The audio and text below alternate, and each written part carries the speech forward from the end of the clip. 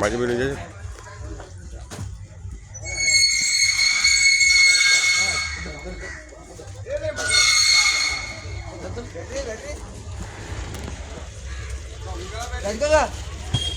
Battery होती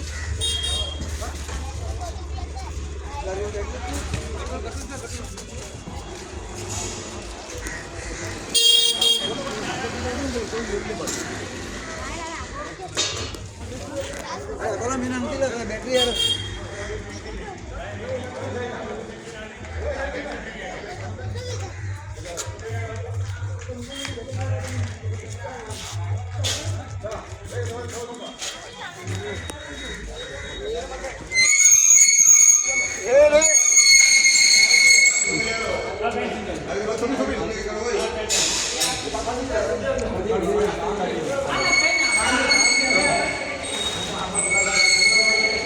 ગણપતિ બાપા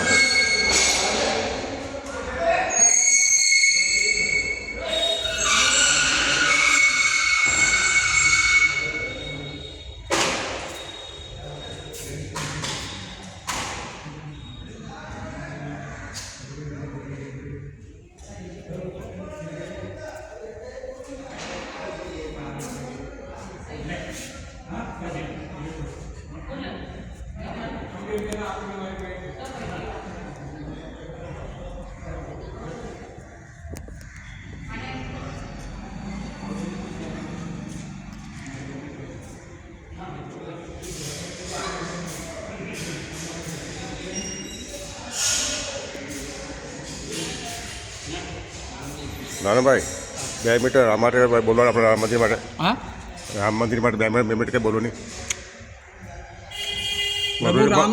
કેટલા કયા સાલ પર 2 સાલ ફટાફટ 5 મિનિટ 2 મિનિટ साल खबर नहीं 2 मिनिट હા બોલો ને કંઈ બોલો साल खबर नहीं કંઈ બોલો કાંઈ રામ કને જઈને બોલો છો ફોકસ પર હા તે અંદર અંદર બોલો અંદર હા રામ સામું એટલે રામજી અંદર અંદર જાઓ અંદર જાય હા ચાલ અંદર અંદર નહીં બોલો ભગવાન આરતી સંભળો આપણા મરોલી મંગલવાડ રામ મંદિર ને આપણા મોટાભાઈ નાનાભાઈ 2 શબ્દ હાંગેલ બોલો प्रभु राम तोटे हैं ના વિડીયો રામ સર प्रभु रामचंद्र नमस्कार खरेखर घना राम मंदिरों में दर्शन કર્યા છે આ મરોલી માંગલવાડ સમાજ દ્વારા જે બનાવેલું મંદિર છે એ અવલૌકિક મંદિર છે. આ મંદિર બનાવતા બનાવતા 14 વર્ષ લાગ્યા. મને એમ લાગે છે કે ભગવાન પ્રભુ રામચંદ્રજી પાછો અયોધ્યા જતા જતા આ મરોલી ગામે સ્ટોપ કર્યો હશે એવું લાગે. વડીલોએ અને આ મંદિરની ભાવ પ્રતિષ્ઠા થઈ ત્યારે પ્રાણ પ્રતિષ્ઠા થઈ ત્યારે એક વિદ્વાન બ્રાહ્મણે કહ્યું હતું કે આ કોઈ મહાપુરુષ આ મંદિરમાં આવશે એમ. અને તે પ્રમાણે ખરેખર દાદાજી એવા મહાપુરુષ, પાંડુ સાથે આઠરો જેવા મહાપુરુષ, જ્ઞાનના સૂર્ય, પ્રેમના મહાસાગર, ઋષિતુલ્ય પ્રતિભા એવા પૂજ્ય દાદાજી અહીં આવ્યા હતા અને આ મંદિરમાં દર્શન કરીને પછી પ્રાર્થના મંદિરમાં ગયા હતા. ત્યારે દાદાજી કહ્યું હતું કે આપણી પ્રાર્થના મંદિર તો છે જ, પરંતુ આ મંદિરમાં દર્શન કરીને જ પ્રાર્થના મંદિરમાં જવાનું. આપણે પ્રાર્થના મંદિર લીધે આ રામ મંદિરની પ્રતિષ્ઠા ઓછી થવી નહીં જોઈએ. સાચી વાત છે. હા, એટલે ખરેખર આ ખૂબ જ પવિત્ર મંદિર છે કે જ્યાં દાદાજી મહાપુરુષ આવ્યા. અને ખરેખર આપણે બધા જ રામનો આદર્શ જીવનો જોઈએ. ભાઈ ભાઈમાં પ્રેમ જોઈએ, રામ લક્ષ્મણ જેવો, રામ ભરત જેવો પ્રેમ જોઈએ.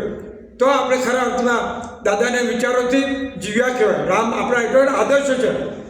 રામ આદર્શ ભાઈ, રામ આદર્શ પતિ, રામ આદર્શ રાજા, રામ આદર્શ પુત્ર. કેટલું બધું આદર્શ છે એમ. ખરું આજે પણ મકોડો ધામમાં જ્યાં પુત્રશ્રી યજ્ઞ કર્યો મકોડો ધામમાં દશરથાજીએ, તે બ્રાહ્મણ આજે પણ તેમને યાદ આપ્યું છે કે અમારે यहाँ પર રામ મંદિર છે. તો તે ગદગદ થઈ ગયા. બસ વધુ શું કહો, પ્રભુ રામચંદ્ર કહો કે ભાઈ ભાઈમાં બધાનો પ્રેમ વધે, ગામમાં રામના વિચારો અને સુધી લાસ્ટ માણસ સુધી દાદાએ આપેલા વિચાર પણ ઝૂંપડી ઝૂંપડી સુધી પંચકોશમાં લઈ જવાનો અમે પ્રયત્ન કરશું.